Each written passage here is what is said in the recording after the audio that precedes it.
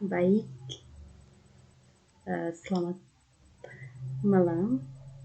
Perkenalkan, nama saya Chelsea Aurelan Bulik dengan NIM 2101050026, program studi pendidikan fisika, mata kuliah perkembangan peserta didik, Universitas Nusa Cendana.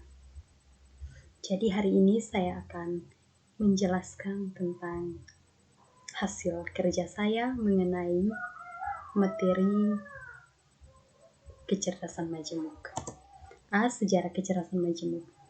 Kecerdasan majemuk atau dalam bahasa Inggrisnya multiple intelligence adalah salah satu teori belajar yang dikemukakan oleh Howard Gardner, seorang pakar pendidikan dan psikologi berkebangsaan Amerika, lahir dengan nama lengkap Howard R. Gardner pada tanggal 11 Juli 1943 di Scranton, Pennsylvania. Pencetus konsep kecerdasan ini adalah Howard Gardner pada tahun 1983. Teori Gardner menyatakan bahwa kecerdasan tidak hanya intelijensi kuantit atau IQ, sebabnya IQ tinggi tanpa adanya produktivitas bukan sebagai kecerdasan yang baik. B. Pengertian kecerdasan majemuk.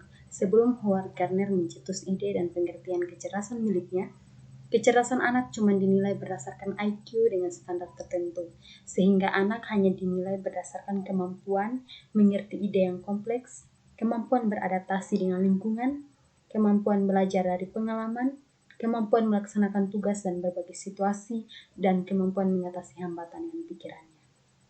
Kecerdasan majemuk adalah konsep penilaian kecerdasan anak dengan beberapa tolak ukur kemampuan. Dalam buku berjudul Multiple Intelligence: The Theory in Practice, seorang psikolog bernama Howard Gardner menyatakan bahwa konsep kecerdasan majemuk melibatkan faktor biologi serta faktor budaya. Konsep penilaian kecerdasan majemuk bagi anak merupakan perlawanan terhadap penilaian kecerdasan yang hanya berdasarkan skor standar tes IQ. C. Kecerdasan majemuk menurut para ahli. Konsep kecerdasan yang dibawa Gardner berangkat dari pandangan penilaian kecerdasan anak tidak cuma berdasarkan skor standar saja, lebih dari itu, kemampuan anak menyelesaikan masalah yang terjadi, kemampuan menghasilkan persoalan baru untuk diselesaikan, kemampuan menciptakan sesuatu atau memberikan penghargaan dalam budaya seseorang. Idealnya, anak dinilai berdasarkan apa yang ia bisa kerjakan, bukan berdasar apa yang tidak ia bisa kerjakan. Bukan berdasar apa yang tidak bisa ia kerjakan. Ini artinya tidak ada anak bodoh atau anak pintar. Dari paradigma tersebut, maka pandangan yang dihasilkan adalah seorang anak pasti menonjol di salah satu atau sejumlah kecerdasan. Dengan 8 parameter kecerdasan ala Gardner, maka akan hadir sejumlah kecerdasan anak di luar kecerdasan logika dan linguistik. Setelah Howard Gardner, ada Thomas Armstrong yang menjelaskan lebih lanjut tentang kecerdasan majemuk. Thomas Armstrong menyebutkan bahwa tiap anak dilahirkan dengan membawa potensi yang memungkinkan mereka jadi cerdas. Sifat natural yang dimaksud Thomas Armstrong adalah rasa ingin tahu, daya eksplorasi, vitalitas, spontanitas, dan fleksibilitas. Dengan berbagai sifat naturalnya itu, maka tugas orang tua dan lingkungan adalah mempertahankan sifat yang mendasari kecerdasan tadi untuk terus bertahan hingga dewasa. Thomas Armstrong menunjukkan ada sejumlah indikator penilaian kecerdasan anak.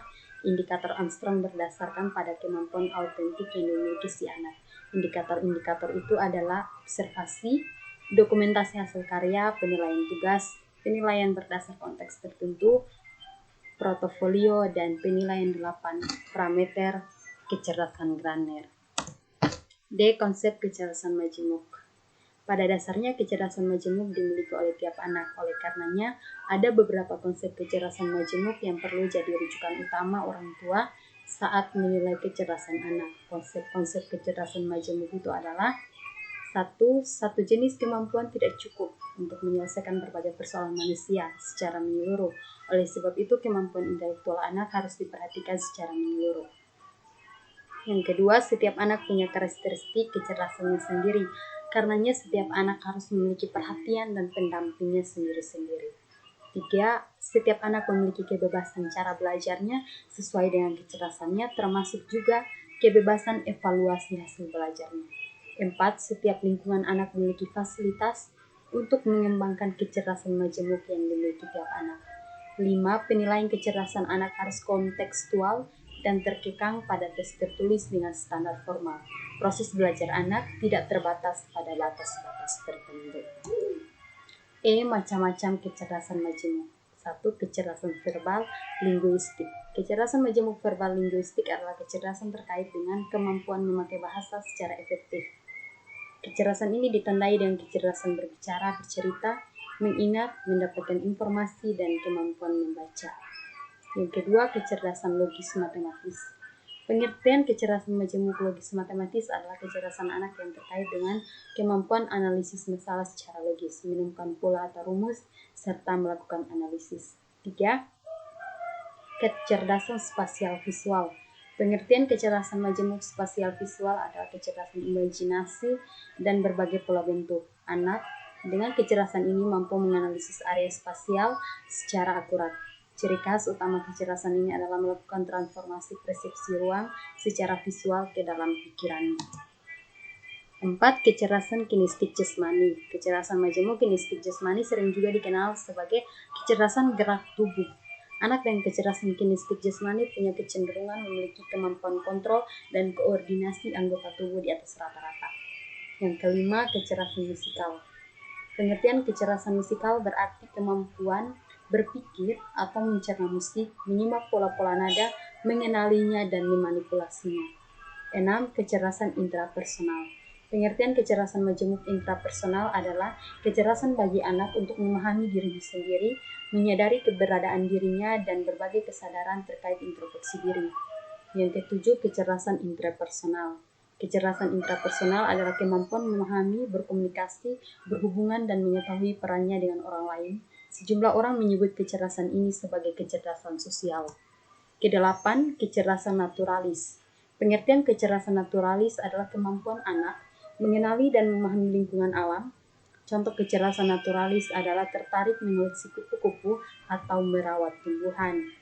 Kecerdasan naturalis memang tidak berhubungan langsung dengan saraf, akan tetapi punya kaitan langsung dengan area otak yang peka pada sensori persepsi dan area otak yang berkaitan dengan kemampuan klasifikasi objek. Setiap manusia memiliki kecerdasan ini, walau begitu, kecerdasan naturalis anak usia dini jauh lebih baik daripada kecerdasan naturalis orang dewasa. Stimulus yang dapat diberikan untuk mempertahankan kecerdasan naturalis seperti tinggal di wilayah dengan budaya agraris atau budaya maritim. F. Ciri-ciri kecerdasan majemuk.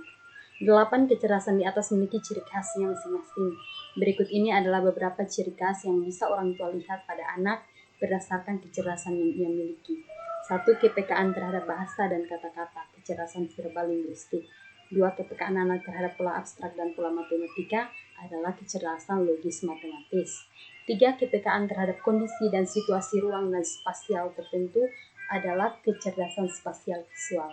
4. Menjalankan berbagai aktivitas fisik yang berorientasi mengelola tubuh adalah kecerdasan kinestik jasmani. 5. Kepekaan terhadap nada, tempo, dan irama musik adalah kecerdasan musikal. 6. Kepekaan terhadap diri dan kesadaran dirinya, itu kepekaan intrapersonal. 7. Kepekaan terhadap hubungan diri dengan lingkungan sosialnya, kepekaan intrapersonal. 8. Kepekaan terhadap berbagai bagian di lingkungan alam, kepekaan naturalis. G. Cara mengembangkan kecerdasan majemuk. Agar kecerdasan anak bisa tetap bertahan dan semakin berkembang, maka peran orang tua dan lingkungan sekitar, sekolah, dan berbagai pihak sangat diperlukan. Cara mengembangkan kecerdasan anak yang paling baik adalah menyesuaikan dengan kecerdasan yang menonjol dari anak.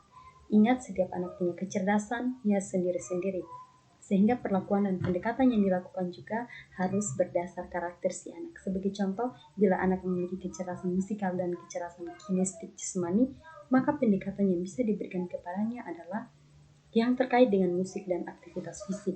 Salah satu contohnya seperti mengikuti kursus tari secara intensif. H. Kelebihan dan kekurangan teori kecerdasan majemuk. Kelebihan-kelebihan teori kecerdasan majemuk antara lain sebagai berikut ini. Pembelajaran dapat lebih fokus terhadap suatu kecenderungan kecerdasan dan punya hasil yang optimal. Kedua, memberikan sudut pandang baru terhadap pengembangan potensi manusia. 3. Memberikan harapan dan semangat baru terutama kepada si belajar atau pembelajar. 4. Membuka kesempatan pada si belajar untuk kritis dan berpikir terbuka. 5. Menghindari adanya penghakiman terhadap manusia dari sudut pandang kecerdasan atau inteligensi. Dan adapun kelemahan-kelemahan dari kecerdasan majemuk sebagai berikut. Memiliki kontroversi, terutama dalam pandangan ahli psikologi tradisional, antara lain mencampur adukan pengertian kecerdasan keterampilan dan bakat. Kedua, bersifat personal atau individual, sehingga teori ini lebih efektif digunakan untuk mengembangkan pembelajaran orang per orang daripada mengembangkan pembelajaran massal atau klasikal. 3. Membutuhkan fasilitas yang lengkap sehingga membutuhkan biaya besar untuk operasional klasikal atau massal. Yang terakhir, tenaga kependidikan di Indonesia belum sepenuhnya siap melaksanakan teori ini dalam praktek di dalam kelas K12 ataupun juga pembelajaran yang melibatkan pembelajar dewasa, karena sudut pandang kebanyakan orang masih sudut pandang tradisional. Kesimpulan, bertolak dari permasalahan tersebut, maka untuk menerapkan konsep kecerdasan majemuk diperlukan suatu reformasi pendidikan. Untuk dapat mengadakan reformasi pendidikan, hal-hal berikut perlu mendapatkan pertimbangannya. Si belajar dijadikan subjek pendidikan dan pusat proses pembelajaran. B. Teori aktivitas diri dan aktif positif merupakan dasar dari proses pembelajaran. C. Tujuan pendidikan dirumuskan berkaitan dengan pertumbuhan dan perkembangan si belajar daripada tekanan pada penguasaan materi pembelajaran. D. Kurikulum sekolah disusun dalam kerangka kegiatan bersama atau kegiatan yang bersifat proyek. E. Perlunya secara rutin kontrol informal di kelas dan sosialisasi mengajar dan belajar atau kegiatan bersama-sama di tengah-tengah arus derasi individualisme. G. Hendaknya banyak diterapkan keaktifan berpikir dan berargumentasi daripada sekedar menghafal atau mengingat-ingat saja. H. Pendidikan hendaknya mengembangkan kreativitas siswa. Teori Howard Gardner tentang kecerdasan majemuk memang masih memerlukan kajian dan banyak pengalaman lapangan. Namun, setidaknya teori ini telah banyak mengingatkan kepada kita bahwa manusia memang diciptakan unik. Baik, demikian hasil kerja saya. Sekian dan terima kasih.